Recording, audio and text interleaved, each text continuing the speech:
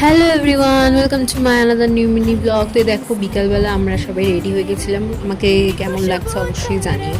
এই দেখো কাকিমা দিদিরা সবাই ফটো ফটো তুলছিলাম এখানে দাঁড়িয়ে আর কি। এই দেখো তারপর নতুন বৌদিকে দেখাই, বৌদি খুবই সুন্দর লাগছিল বৌদিকে আজকে দেখতে। তারপর দিদি, তারপরে আমরা এই জায়গাটা দেখি, মানে যেখানে দাদা আর বৌদি বসবো সেই জায়গাটা তোমাদেরকে একটু দেখায়। আমি ওখানে একটু ভিডিও ফটো অনেক রকম তুলেছি। যাই হোক, তারাও জায়গাটা দেখাই। দেখো জায়গাটা কি সুন্দরভাবে ডেকোরেশন করেছে।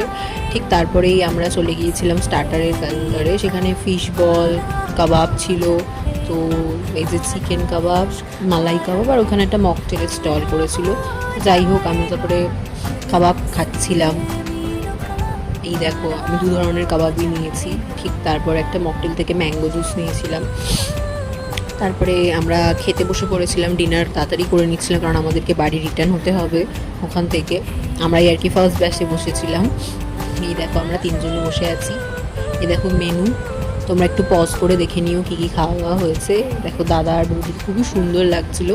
তো প্রথমেই দিয়ে দিয়েছিল ফিশ কবিরাজি, ঠিক আছে। তারপরে দিয়েছিল স্যালাড, ওটার সাথে একটা সস দিয়েছিল। তারপরে ছিল কুলচা আর পনির ছিল, শাহি পনির। আমি পনির নিইনি, পনিরের কাইটা নিয়েছিল, আমি পনির খাই নাই। দেখো সবাই আমরা বসে পড়েছি কারণ আমাদেরকে বাড়ি ফিরতে হবে আজকে, মানে ওই দিন ফেরার ছিল তাই জন্য। তার সাথে ছিল গন্ধরাজ কাতলা ছিল, আমি সেটা নিয়েছি। আর মাটন করেছিল, নানা রকম রাইস করেছিল, মাটন খাই না তাই নিইনি। দেন তারপরে চাটনি, পাঁপড় নিয়েছিলাম। তারপরে দিয়েছিল কালাকাদ, মালাই কালাকাদ বলে এটাকে। আর তারপরে ছিল রসগোল্লা। তো এই খাওয়া দাওয়া করার পর হাত পা ধুয়ে সবার সাথে সমস্ত রকম ছবি টবি তুলে টাটা গুড বাই বলে আমরা বেরিয়ে পড়েছিলাম বাড়ি যাওয়ার উদ্দেশ্যে। ভ্যানে করে দেখো আমরা যাচ্ছি, আমরা স্টেশনে পৌঁছে গেছি নিচে। তারপর আমরা স্টেশনে গিয়ে ট্রেন ধরবো, ট্রেন আসবে আমাদের। তো সেই জন্যই আমরা সবাই তাড়াতাড়ি হাঁটছিলাম।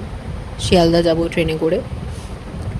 ব্যাস, তো আজকের জন্য এইটুকুই। তোমরা যদি আরও এরকম সুন্দর সুন্দর ভ্লগ দেখতে চাও, চ্যানেলটাকে লাইক, শেয়ার, সাবস্ক্রাইব করে দিও। টাটা।